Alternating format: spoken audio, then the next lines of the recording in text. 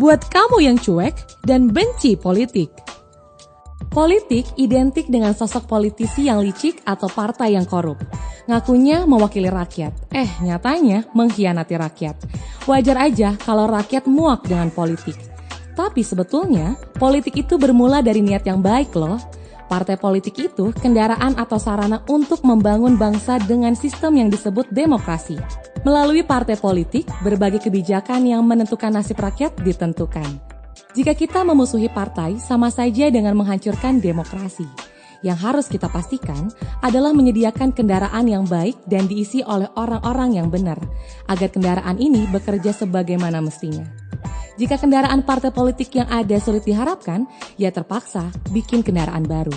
PSI adalah kendaraan yang 100% baru, bukan daur ulang dari partai apapun.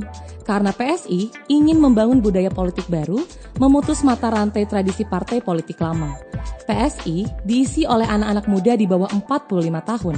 Kami hormat pada generasi tua yang bijak, tapi dunia politik Indonesia kini membutuhkan darah segar anak muda yang kreatif. Aktivis PSI haruslah masih murni.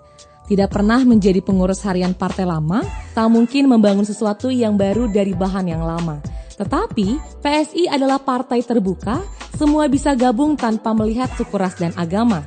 Penghargaan terhadap kemajemukan bukan cuma prinsip PSI, tapi nilai yang akan diperjuangkan.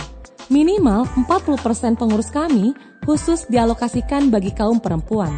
Itu minimal. Di pusat saja 70% perempuan. Bukti komitmen PSI terhadap keadilan, pemberdayaan, dan kesetaraan gender. PSI memang bukan partai agama, tapi nilai agama menjadi nilai individu yang dipraktekkan dalam etika, bukan retorika. Kader PSI nggak mungkin buang sampah sembarangan. Jika ada yang merokok di ruang publik, pastilah bukan kader PSI. Kader PSI selalu tepat waktu, mempraktikkan budaya antri, berlalu lintas dengan tertib, mendahulukan kepentingan ibu hamil, manula, dan anak-anak. PSI secara serius akan mengembalikan etika publik yang telah lama hilang dari dunia politik. PSI akan memisahkan secara tegas tugas administrasi partai dan tugas pelayanan politik. Partai akan dikelola oleh tenaga muda profesional. Sehingga politisi PSI tak akan disibukkan mengurus partai, tetapi fokus melayani rakyat. Kendaraan PSI digerakkan oleh dana yang berasal dari sumber yang halal dan legal, dan dilaporkan secara transparan dan akuntabel. Tak mungkin sebuah kendaraan yang baik diisi bahan bakar yang tak murni. Tak akan ada figur utama atau tokoh besar di PSI.